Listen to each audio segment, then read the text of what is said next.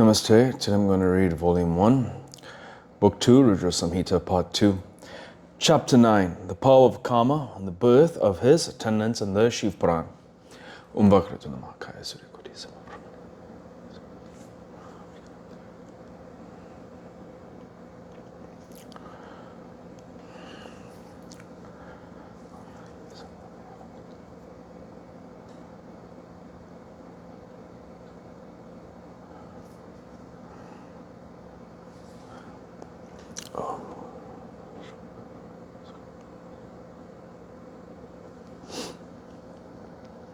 Hari Om Tat Sat.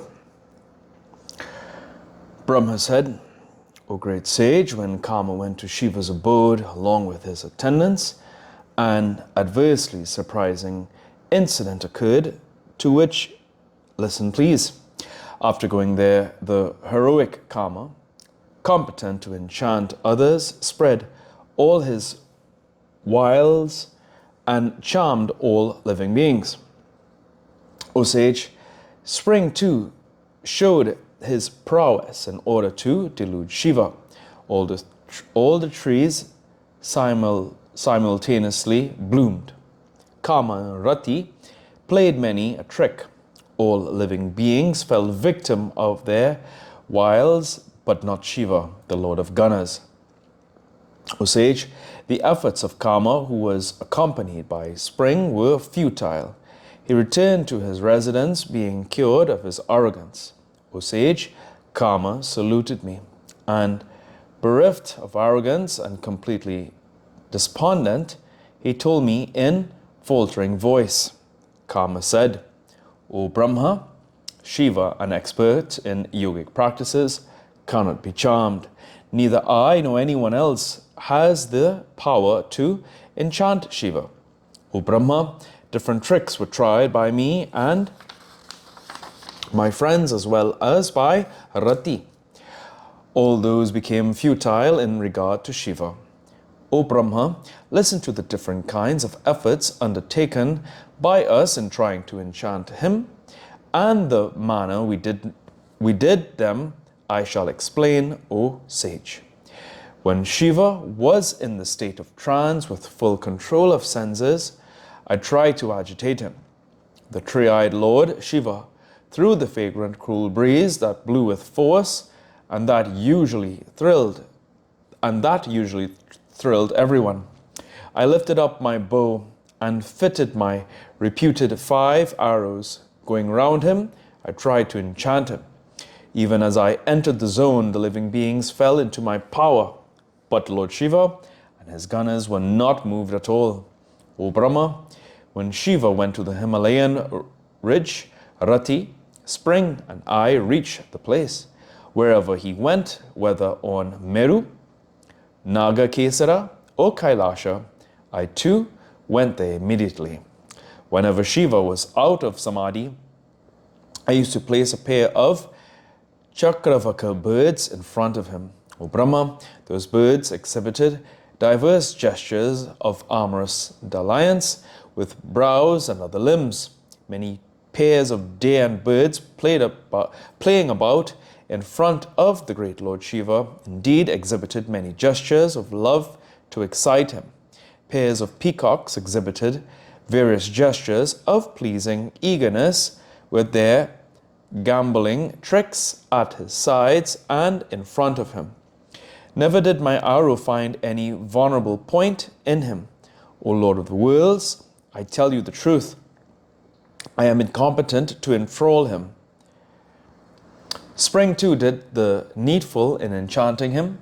O listen to it. O fortunate being, I tell you the truth alone. He caused the various kinds of flowers to bloom in the place where Shiva was stationed. Flowers such as champakas, kesaras, punagas, ketakas, malikas, kudabakas, etc. He made the lakes abounding in full-blown lotuses in the hermitage of Shiva, very fragrant by causing Malaya breezes to blow. He made creepers full of flowers twine round trees as if resting on their laps with great attachment. Seedlings of datura were scattered to beautify the place. On seeing the trees abounding in beautiful flowers, rustling in the fragrant breeze, even the sages became slaves of Kama. Then what about other ordinary mortals? In spite of all these, no cause of deflection from steadiness was seen in Shiva, who did not evince any sentimental feeling, not even anger towards me. On seeing these and realizing his ideal conception, I am averse to any further attempt at deluding Shiva. This is my firm opinion, that I tell you. When he finally eschews samadhi, we cannot even stand in his presence within sight. Who can think of charming him, O Brahma? Who can stand facing him with eyes blazing like fire and as fearful as flocks of large alligators or a horned animal? Brahma said, on hearing these words of Kama, I, the four-faced Lord, though desirous of saying something, did not say anything and was agitated with anxious thoughts. On hearing the words of Kama, I am incompetent to enchant Shiva. O sage, I heaved a deep sigh due to extreme sorrow. The gusts of wind generated by my deep sighs were of various forms and very violent. They were tremulous and terrible and appeared to have shaking tongues of flames. They played on different musical instruments, drums, etc., of terrible nature and of loud sound. The groups of beings issuing forth from my deep breaths stood in front of me, Brahma shouting, kill, cut. While they were shouting, kill, cut, Kama heard those words and began to speak to me. O Brahmanical sage, on seeing the groups of beings, Kama stopped them and on their presence said, Kama said, O Brahma, O Lord of subjects, O initiator of all creations, who are these terrible, awful heroes? O Brahma, what is the work that these will be doing? Tell me, where will they be staying? Please employ them there, O Lord of gods. After employing them in their task and assigning them proper names and places, be pleased to assign me my future course of action. Brahma said, O sage, on hearing the words of Kama, I, the creator of the universe, spoke to him, showing him the task of the gunners. Even as they were born, they shouted, Maraya, kill, very frequently. Hence, let their names be Maras. These groups of beings will hinder the activities of all creatures. O Kama, accept your worship as they are engaged in various avocations of love. O Kama, their chief occupation will be to follow you. There is no doubt that they will assist you always, wherever you go, for fulfilling your duty. Whenever it be, they will invariably follow you and render assistance. They will create confusion in the minds of those who fall as victims to your weapons. They will hinder wise people in the path of knowledge in all possible ways.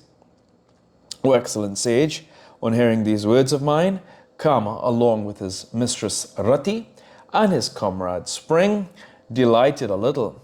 The groups of beings too, after hearing this, surrounded me and Kama and stood in their own shape.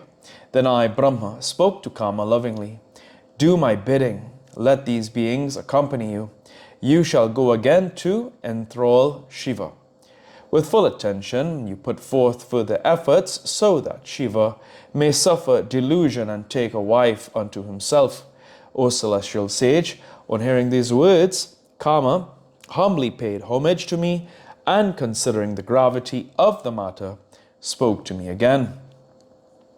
Kama said, I have already made sufficient efforts in this matter of enchanting him. The delusion could not be effected.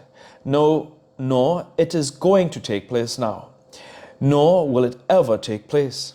Acting on your directive, after giving it the due honor, and after visiting my troops, I shall go again with all pomp and show. But I am certain that he will not be deluded. O Brahma, I have fears that he may reduce me to ashes. O great sage, after saying thus, Kama, accompanied by Vasanta and Rati, started with his troops to the abode of Shiva, despite the fear lurking in his mind. Kama employed all his wiles as before. Vasanta too employed various means, racking his brain in diverse ways. He used many tactics. His troops too tried their best. But Shiva, the great soul, was not affected at the least. Kama then returned to my abode. I had great pride in his troops, but now the stress and discomfort stood facing me. Udair, bowing to me with despair and dejection while standing before me, without pride and arrogance, along with his troops and Vasanta, Kama spoke to me in these words: O Brahma, more efforts were put by us to enthrall him, but they all went in vain as he was absorbed in deep meditation. Then my body was not reduced to ashes because he is merciful. My previous merits too may have been the cause. As for the Lord, there is no affectation or change in him. O Brahma, if you desire that Shiva should take a wife unto himself, you should employ some means with modesty. This is what I think proper in the circumstances. Brahma said. Saying this, Kama returned to his abode along with his followers after saluting me and remembering Shiva, the destroyer of arrogance and the favorite of his devotees. Footnotes.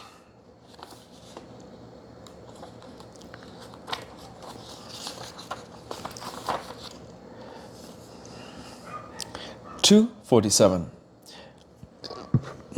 Meru, situated in the center of the earth, it is described in the Puranas as the four-armed swastika, evolving in four directions, each with 7 constituent members. It can be identified with the highland of Taratari, north of the Himalayas. It is variously called Sumeru, Himadri, the Golden Mountain, Ratnasanu, Jewel Peak, Karnika Kala, Lotus Mountain, Amaradri, Deva Parvata, Mountain of the Gods, on its extent and identification with the great Pamir Knot of Asia. See the geography of the Puranas. 248. Naga Kesara, the Naga Mountain, which can be identified with the Farghana Valley on the basis of the produce of this region, the account of which is given by Huensang. 249. Okay. This also says, there we go. This is pertaining to, O Brahma, who can stand facing him with eyes blazing like fire, as fearful as flocks of large alligators or a horned animal. They say this text is corrupt in all printed editions. The present translation is conjectural.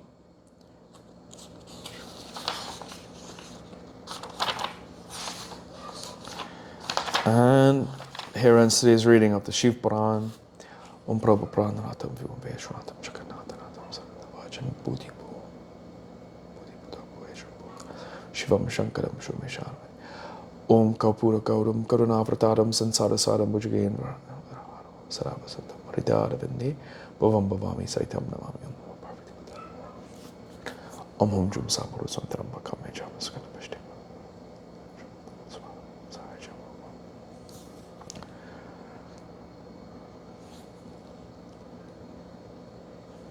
Om Tuya Mata Chapitatume Tuya Bandusha Chasakatume Tuya Vidya Dravinang Tume Tuya Saravamati Om Hari Om Tat Sat.